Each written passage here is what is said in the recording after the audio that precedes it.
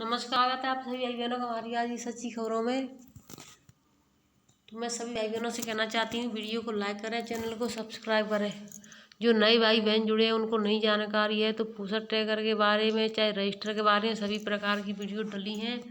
तो आप जाकर के अपने सभी काम पूरे करें और अपना प्रोत्साहन राशि पाएँ। तो देखिए, कुछ बहनों की समस्या है, हमारी कुछ बहनें हैं कि उनका जानकारी में कहना है कि जो पोस्टर ट्रैकर पर हम वजन फीड करते हैं तो वजन क्यों नहीं दिख रहा है। तो इसकी भी हम वीडियो बना करके डालेंगे बहुत जल्द, और एक हमने डाल दी है, उसको जा कर के भी देख सकती हैं आप।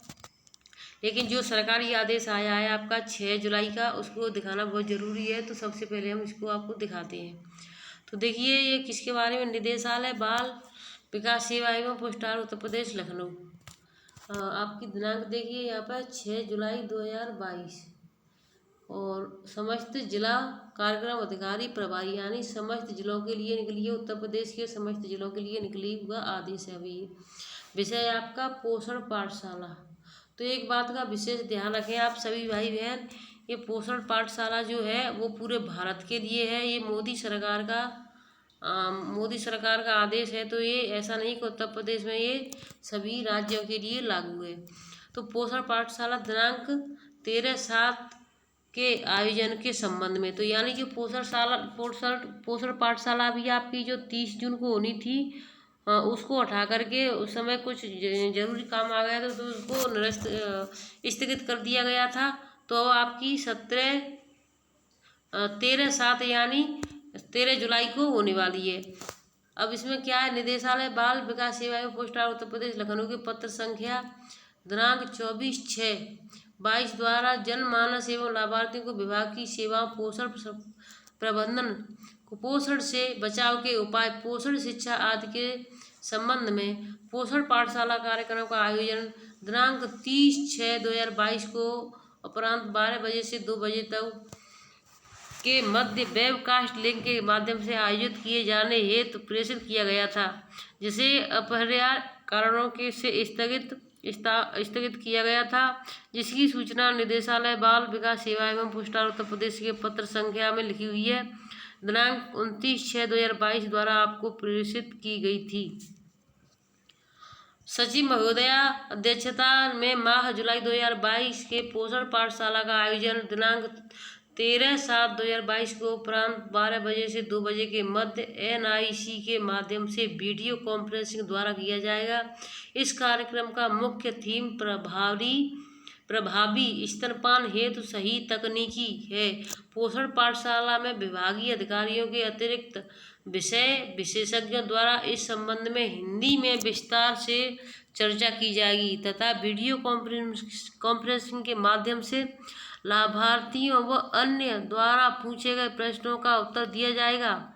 इस कार्यक्रम लाइव वेबकास्ट भी किया जाएगा, जिसका वेब लिंक, तो देखिए इस लिंक से वेबकास्ट जो हुई वो वेबकास्ट भी किया जाएगा। इस लिंक के माध्यम से कोई भी लाभार्थी, आम जनमानस इस कार्यक्रम से सीधे जुड़ सकता है। पोषण पाठशाला के आयोजन के संबंध में विस्तृत दिशा निर्देश व कॉन्सेप्ट नोट पूर्व में ही आपको प्रेषित किया जा चुका है।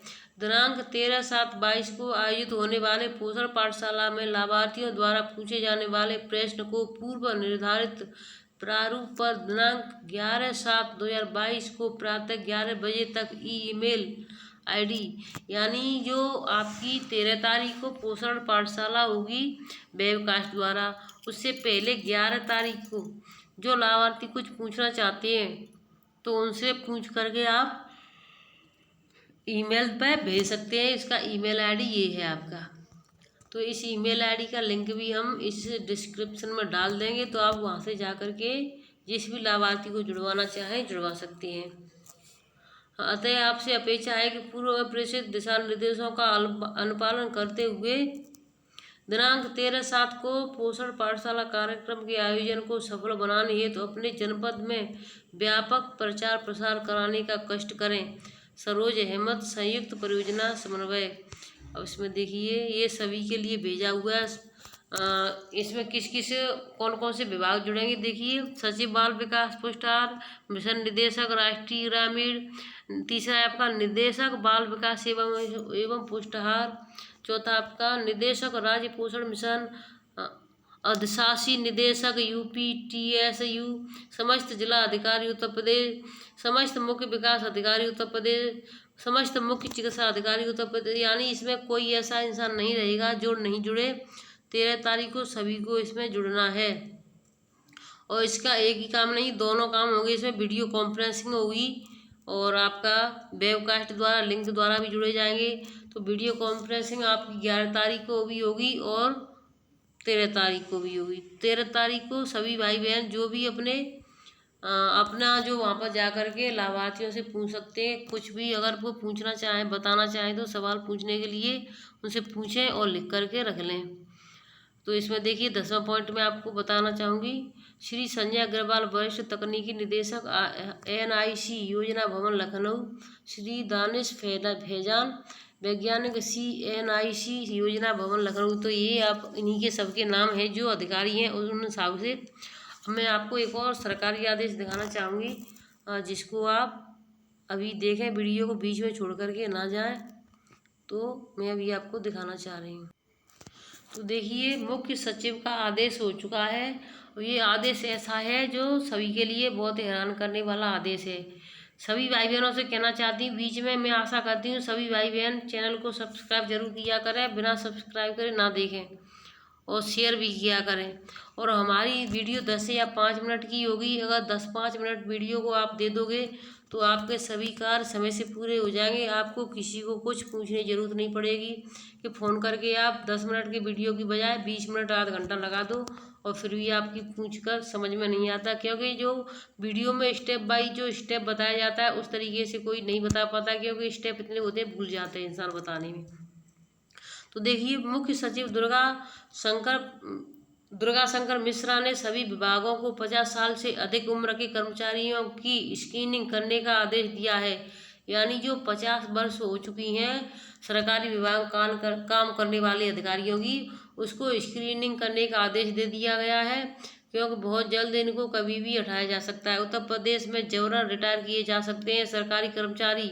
मुख्य सचिव की ओर से आदेश जारी। अब ये आदेश क्या है मैं इसको आपको पूरा दिखाना चाहूँगी। तो देखिए ये भी आपका 5 जुलाई का निकला हुआ आदेश है। 5 जुलाई 2022। प्रेषक दुर्गा शंकर मिश्रा, मुख्य सचिव उत्तर प्रदेश शासन। देखिए यहाँ पर सेवा में समस्त अपर मुख्य सचिव, प्रमुख सचिव, सचिव उत्तर प्रदेश शासन, यानी पूरे उत्तर प्रदेश के लिए है ये। अब इसकी जो भी है मैं आपको दिखाना चाहूँगी। देखिए सरकारी सबके घर में 1-1, 2-2 लोग होंगे, किसी के घर में 1 तो किसी के घर में 2। अब सभी के लिए बहुत ज़्यादा परेशानी होने वाली है। क्योंकि अगर 50 साल की उम्र पर रिटायर कर दिया जाएगा तो 10 साल यानी 12 साल की जो उनकी जो सैलरी है वो बंद हो जाएगी, आधा आपको मिलेगा। और हर विभाग में आधा भी, हर विभाग में ऐसा नहीं है कि पेंशन मिलती है, कुछ विभागों में ही पेंशन मिलती है। तो देखिए विषय सरकारी सेवा में दक्षता सुनिश्चित करने के लिए सरकारी कर्मचारियों की अनिवार्यता सेवानिवृत्ति हेतु स्क्रीनिंग, यानी सेवानिवृत्त यानी सेवा में से कभी भी निकाल दिया जा सकता है। महोदया, वित्तीय हस्ता पुस्तिका खंड 2 भाग 2 में 4 के मूल नियम 56 में यह व्यवस्था है कि नियुक्ति प्राधिकारी किसी भी समय किसी सरकारी सेवक को, चाहे वह स्थायी हो अथवा अस्थायी, नोटिस देकर बिना कोई कारण बताए उसके 50 साल यानी 50 वर्ष पूरी आयु प्राप्त कर लेने के पश्चात सेवानिवृत्त की जाने की अपेक्षा कर सकता है। ऐसी नोटिस की अवधि 3 मास होगी। तो यानी ऐसी जो नोटिस है वो 3 मास होगी कि कभी भी इनको निकाल दिया जा सकता है। आपका नंबर 2 आता है, उपयुक्त के संबंध में शासनादेश संख्या। देखिए आपके दिनांक 26 अक्टूबर 1985 में कतिपय मार्गदर्शक निर्देशों सहित अनिवार्य सेवानिवृत्ति हेतु गठित की जाने वाली स्क्रीनिंग कमेटियों का विस्तृत वर्णन किया गया है। इस प्रयोजन हेतु पार्श्ववर्ग शासनादेश भी निर्गत किए गए हैं। यानी जो 26 अक्टूबर 1985 में भी इसको आदेश कर दिया गया था, लेकिन इसको लागू नहीं किया गया था। तो देखिए शासनादेश संख्या आपको पहला देखा मैं, दिनांक 6 फरवरी 1989। पहला आपका 1989, दिनांक 6 फरवरी 1989। शासनादेश संख्या दिनांक 21 मई 1998।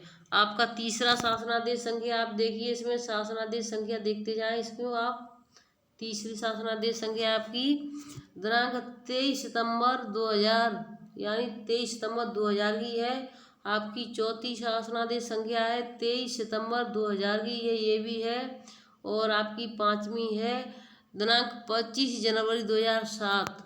आपकी छठवीं शासनादेश संख्या है दिनांक 6 जुलाई 2017। तो यानी इन डेटों में इनको सेवानिवृत्ति के 50 साल वाले के लिए आदेश जारी करने के निर्देश दिए गए हैं। आपका नंबर 3 आता है, उक्त के क्रम में मुझे यह कहने का निर्देश हुआ है कि कृपया अपने विभाग के अधिष्ठानीय नियंत्रणाधीन समस्त कर्मियों के संबंध में अनिवार्य सेवानिवृत्ति हेतु स्क्रीनिंग की कार्यवाही नियमानुसार दिनांक 31/7/2022 तक अवश्य पूर्ण कर ली जाए। तो यानी कि जो 31, आज आपकी 6-7 तारीख हो गई है, 6-7, तो आपकी यानी कि 31, अब आपके 25, 20, 25, 26, 25, 24 दिन बचे हैं आपके पास। 31 जुलाई तक इसको कार्य को पूरा कर लेना है।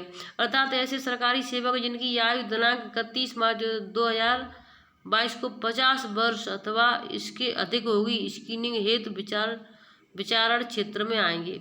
तो यानी कि 31 मार्च जो निकल चुकी है, 31 मार्च 2022, इसमें भी अगर आप 50 साल के हो चुके हैं तो भी आपकी की जाएगी। और आपकी अब मार्च, अप्रैल, मई, जून हो गई, जुलाई, तो ये सभी आपको स्क्रीनिंग सभी की जाएगी।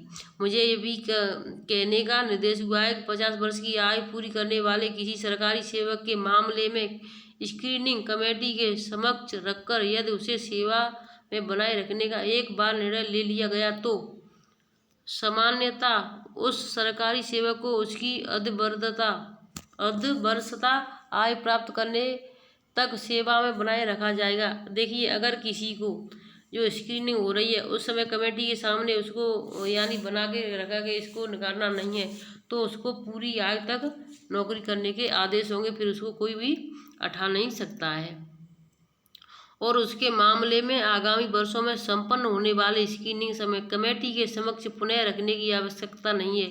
तो यानी फिर दोबारा से अगर किसी का स्क्रीनिंग होगा, जैसे अगली साल किसी की 50 साल पूरी हो जाती है, तो उसको स्क्रीनिंग के लिए नहीं बुलाया जाएगा, ना ही उसको उसमें साथ में लिया जाएगा। परंतु ऐसे मामलों में यदि कोई महत्वपूर्ण तथ्य नियुक्त पदाधिकारी के संज्ञान में आते हैं तो वे किसी भी समय उक्त मूल नियम 56 के तहत ऐसे सरकारी सेवक को जनहित में अनिवार्य सेवानिवृत्त करने का निर्णय ले सकते हैं या यथास्थिति उसका मामला अनुवर्ती स्क्रीनिंग कमेटी में समक्ष रख सकते हैं।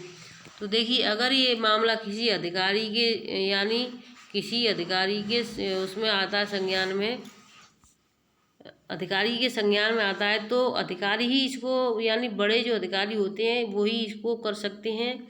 उनकी मर्जी है, वो निकाल दें या कर दें, या वो चाहें तो अगली जो सेवा स्क्रीनिंग होगी तो उसमें भी रख सकते हैं, लेकिन जो आदेश कर रहे हैं उनको ये अधिकार नहीं होगा।